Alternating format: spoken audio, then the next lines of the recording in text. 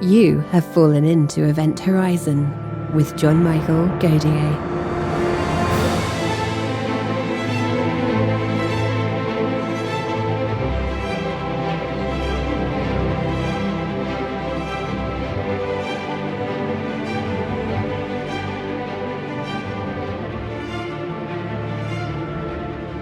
In today's episode, John is joined by Professor Murch.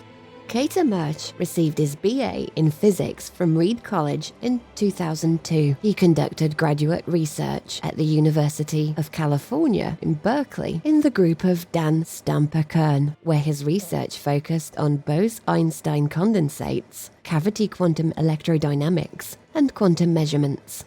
Murch conducted postdoctoral research at the University of California, Berkeley, in the group of Efren Siddiqui. He joined the faculty at Washington University in 2014. Professor Murch, welcome to the program. Thanks, glad to be here. Now, Professor, the difference between, time is a great mystery in physics, and nobody really knows what it is, if it's even a cohesive phenomenon, but we can measure it in entropy. Is there a difference between the quantum world and how time occurs there versus the relativistic world of the large?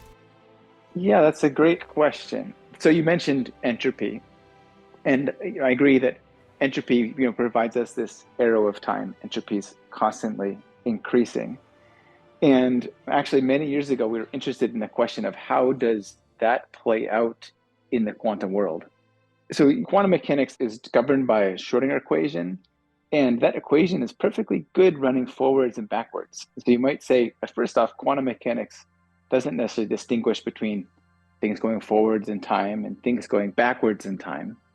But when you start to interact with the quantum world, that is through measurements, we actually start to see an arrow of time. And years ago, we made a study where we looked at the way quantum states evolve when you measure them. And we saw that those quantum states evolved in a way that increased in entropy as you measured them, in a way that gave a natural arrow of time. So in the end, when you talk about measuring quantum systems, it turns out you see an arrow of time just like we do in our normal macroscopic classical world. So the arrow of time certainly exists. We see it around us, but it works forwards and backwards. So what exactly is it within the universe itself that prevents us from ever reversing the arrow of time? In other words, backwards time travel.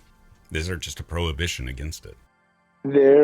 I guess there is a prohibition against it. I guess relativity, we draw these space-time diagrams, and space has positive direction, negative direction, but the arrow of time is always one directional.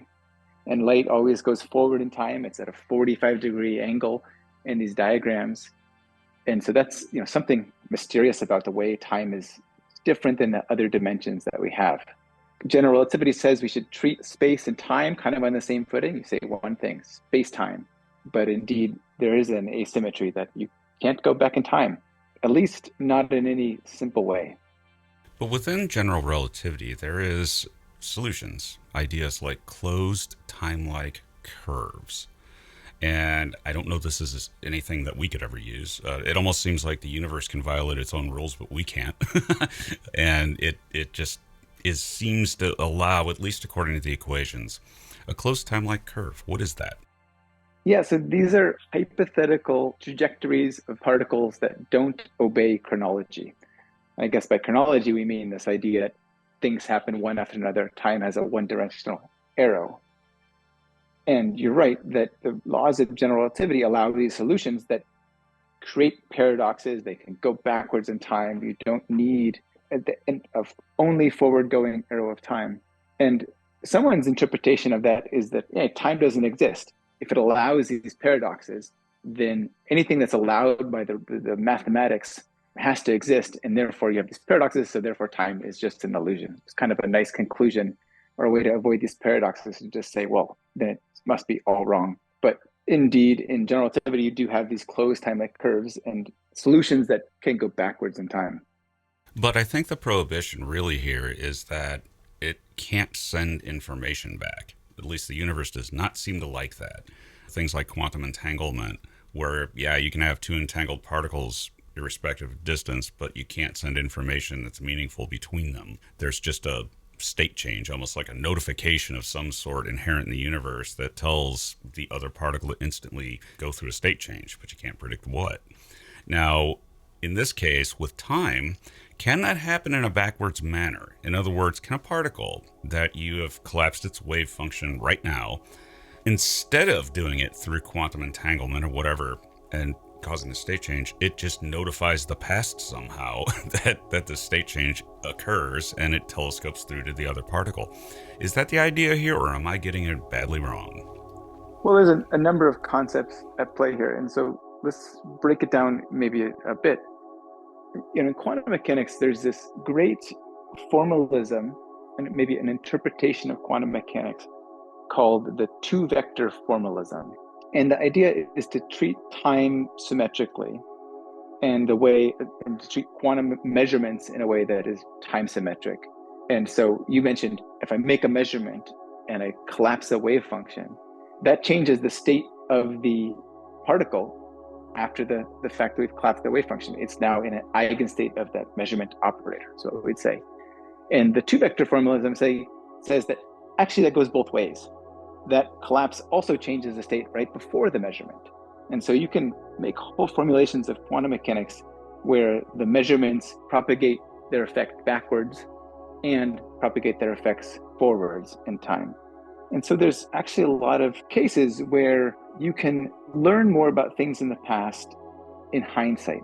It's maybe not so uncommon if you're reading a book and something mysterious happening in the middle of the book.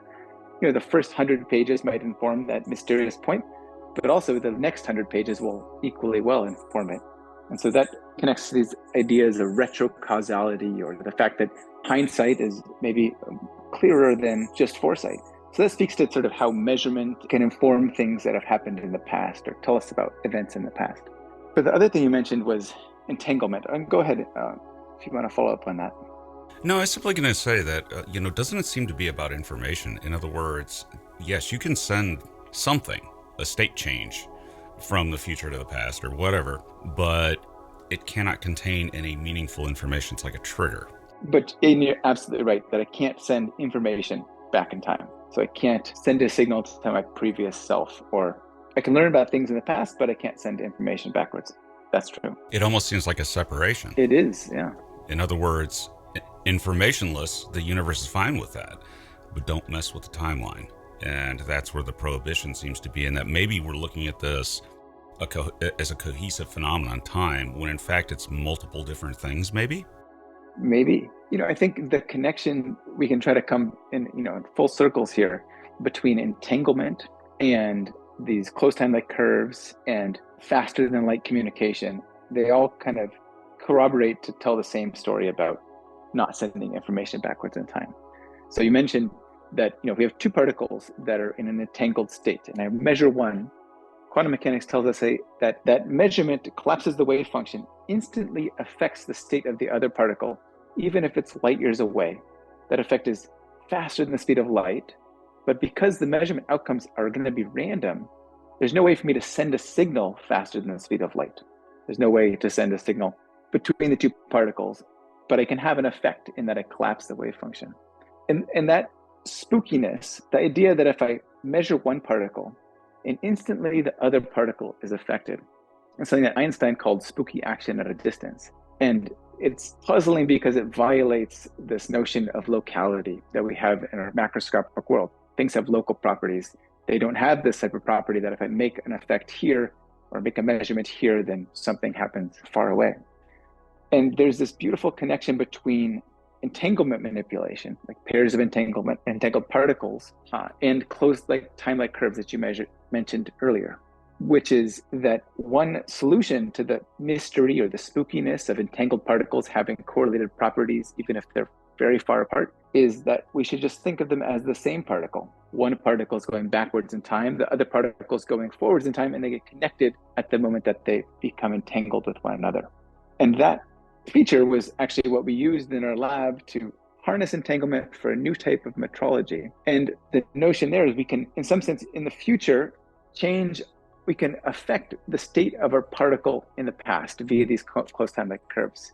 But again, just in the way that I can't send a signal to the other side of the universe by measuring one half of my entangled pair, I can't just communicate information backwards in time with these entangled particles connected by a close time-like curve. There's a certain elegance to thinking about this, in that in the relativistic, realm, you can't send information faster than the speed of light. And essentially at the speed of light, time dilates and stops.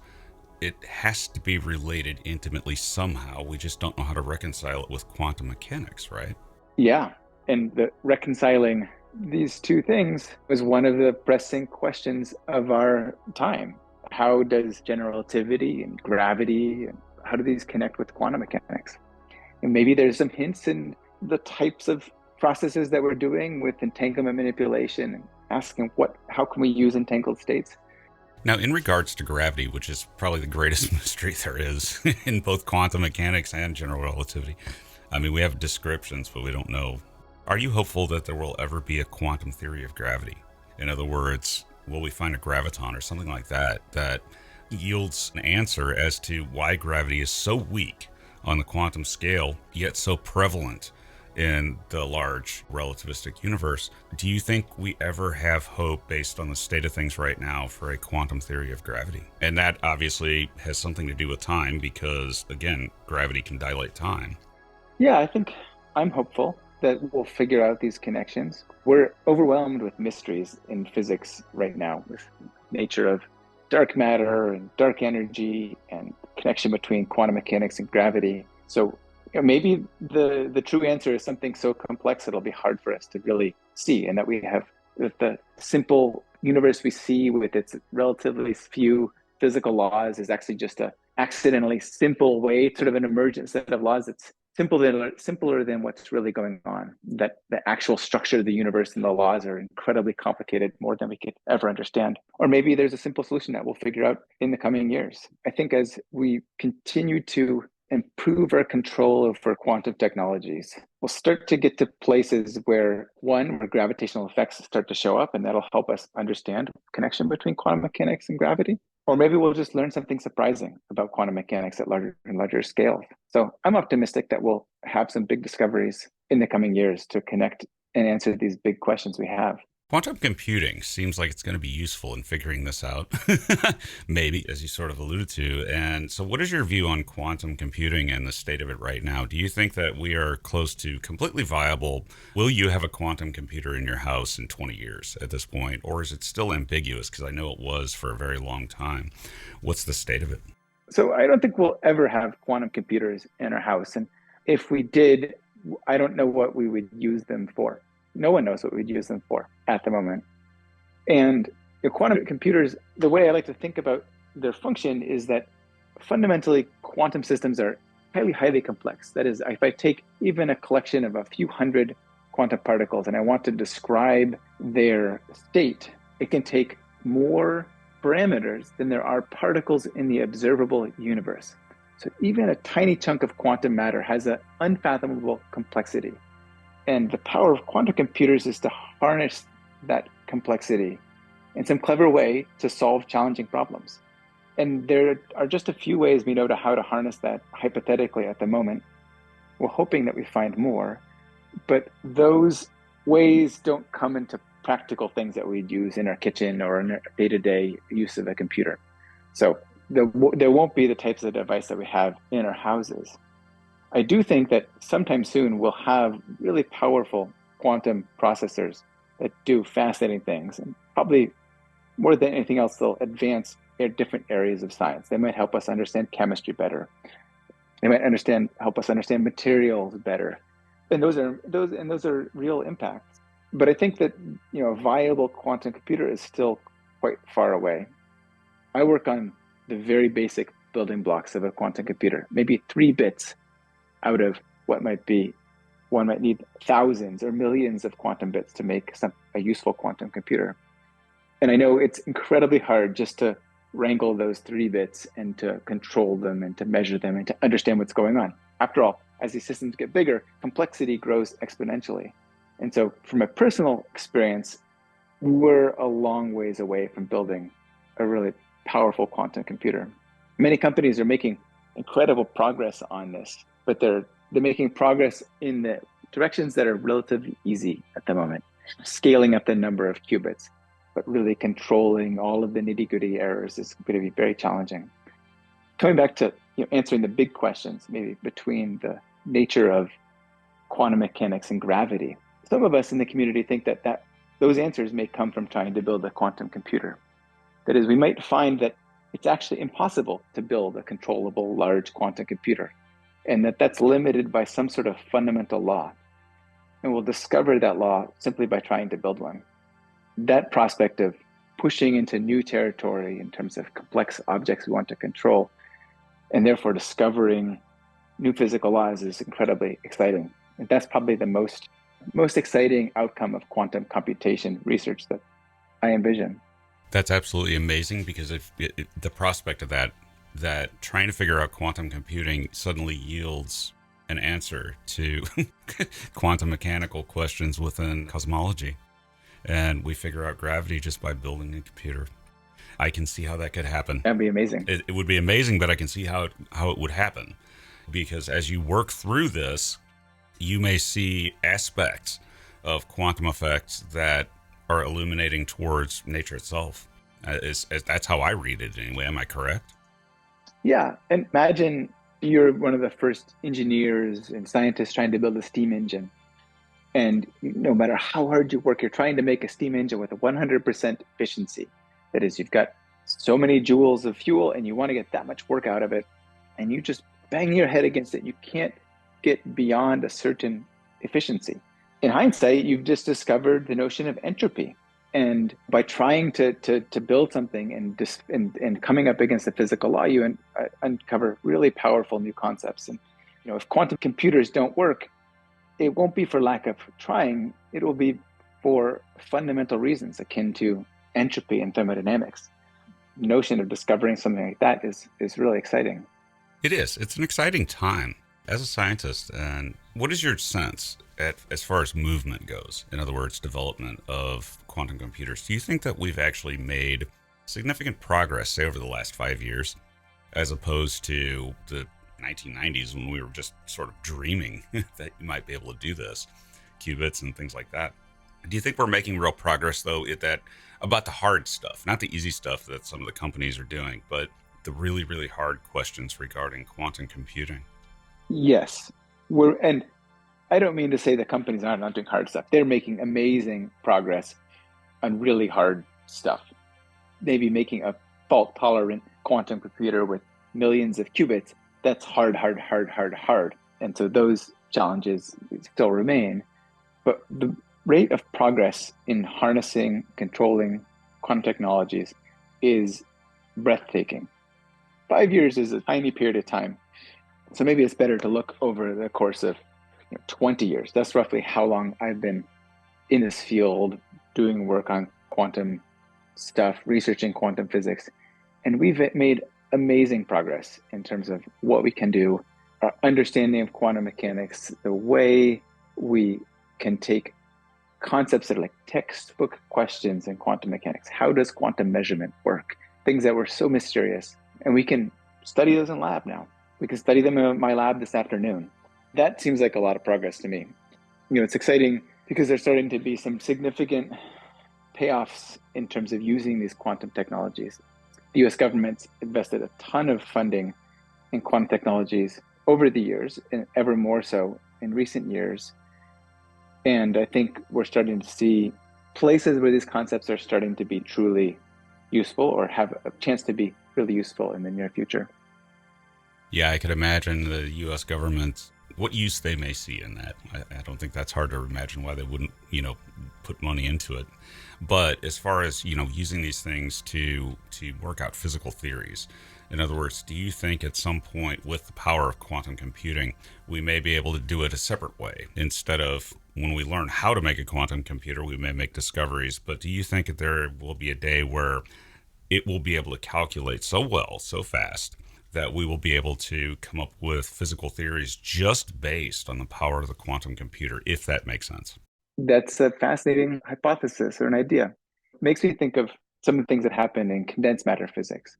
So condensed matter physics modern condensed matter physics especially, is about studying emergent properties of quantum materials. What does that mean? You make some stuff, it's got a bunch of electrons in it, there's certain crystal lattices, a soup of quantum parts, and something clear and interesting happens. For example, superconductivity. And then we can go and figure out what's going on microscopically when superconductivity occurs. But by building this quantum material and seeing a macroscopic emergent phenomena like superconductivity, we've discovered something new. And there's also these sort of different fractional quantum Hall effects, very elegant, subtle effects that are observed in experiments studying quantum materials. And so certainly we build a quantum computer. It's a new type of quantum material. You can program it to have all sorts of different properties. And will surprising, interesting things come out of this? You bet. Those will be, give us totally new phenomena, new physical properties, new physical laws that we might be hard to anticipate ahead of time. That's really exciting. I think so. I think there's something there. And that, of course, a lot of people are going to ask, well, what does quantum computing mean for artificial intelligence? I'm not looking at that so much in this case as I'm looking at, the calculations that, even for, normal computers is difficult. And it's like, well, that quantum computer, if you get that to work right, you could do this a lot faster. I would think orders of magnitude faster than what we have now, right? Quantum computers can calculate fast, and that's sort of my takeaway on it and what excites me so much, because you know how complicated all of this is, especially things like protein folding, and things that are just impossibly complex. And that's what I think anyway. The promises here is that this is going to allow us to tackle some very complex problems that are really difficult right now. Correct assessment? Yeah, and I think it's important, and I like that you mentioned protein folding. Quantum computers can calculate things really fast, but specific sorts of things. They can't add numbers. Adding numbers on a quantum computer would be tremendously challenging, actually. But when it comes to things like protein folding or how chemicals react with one another, those are things that involve quantum mechanics on a fundamental level and are very hard to tackle with our normal computers. And so, when we start to be able to study chemical reactions and model them with a quantum computer, it's going to be a lot faster. And the complexity of reactions we can study will grow incredibly.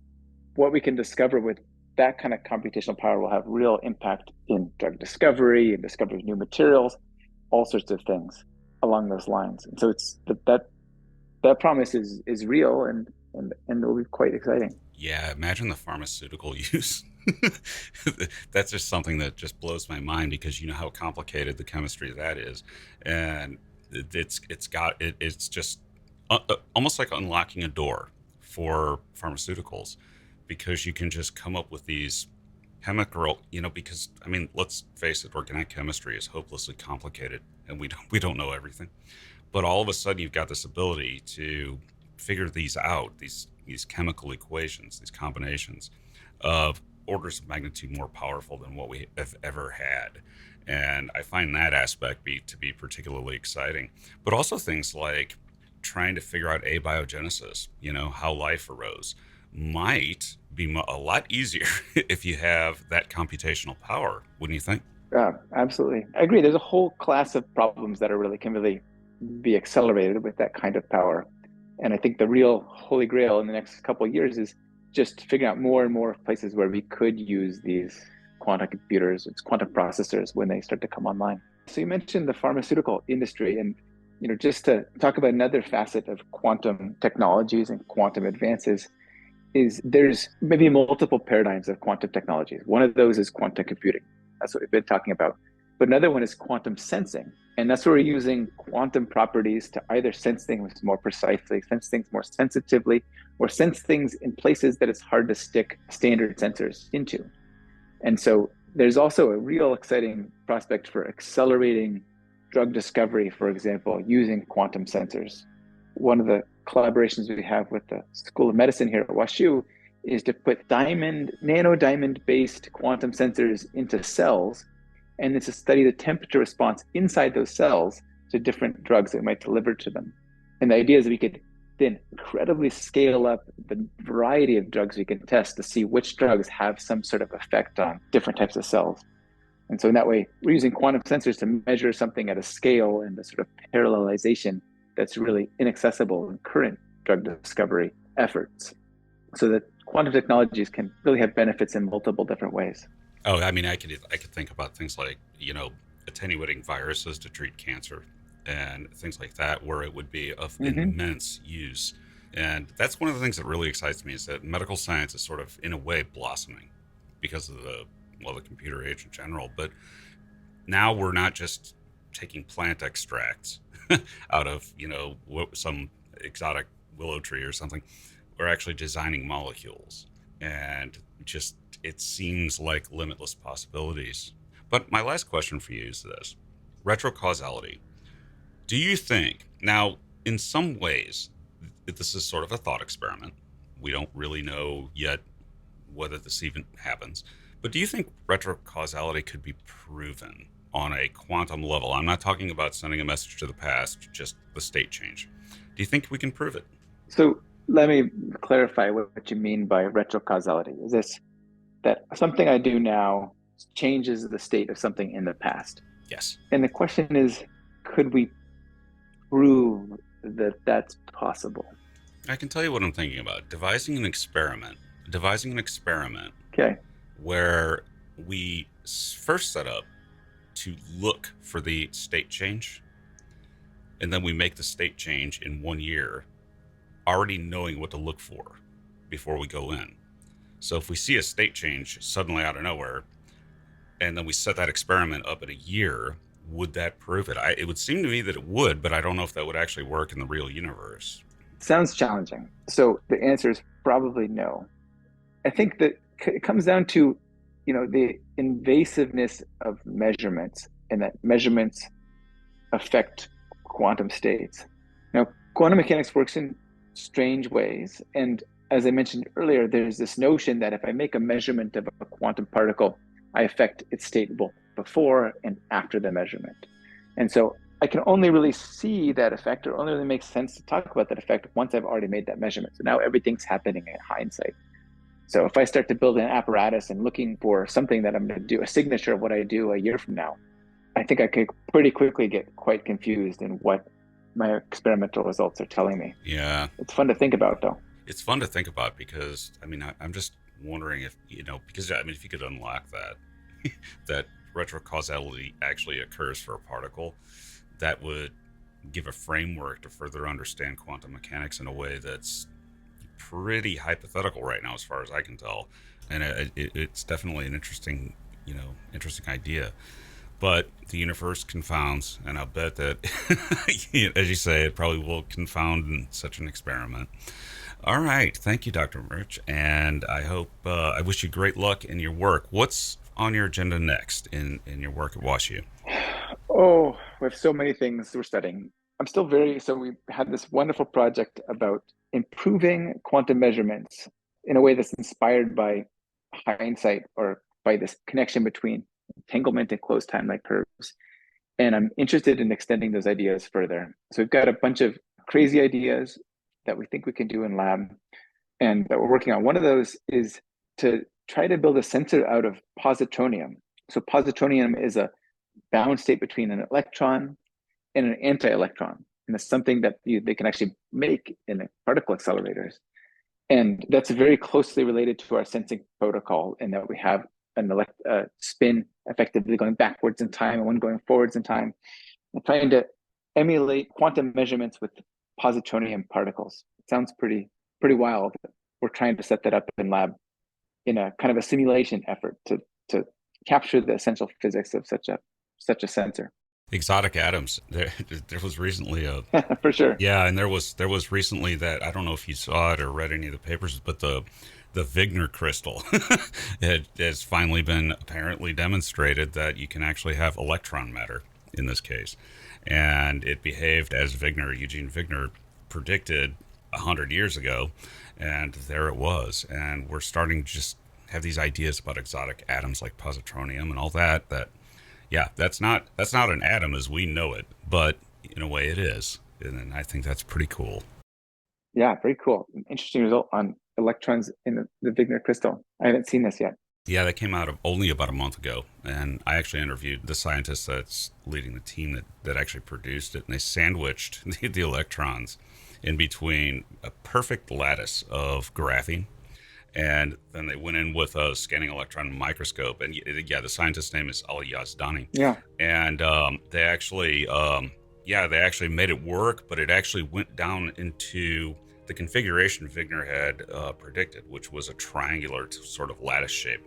And it did it. It did it. And it seemed pretty convincing to me. It seemed pretty compelling that they actually finally nailed the Wigner crystal. I don't know what we could do with it, but no idea there. But it's interesting because it's electron matter and not your normal Niels Bohr atom here. And positronium is the same way. It's like, weird stuff, but well worth looking into for sure.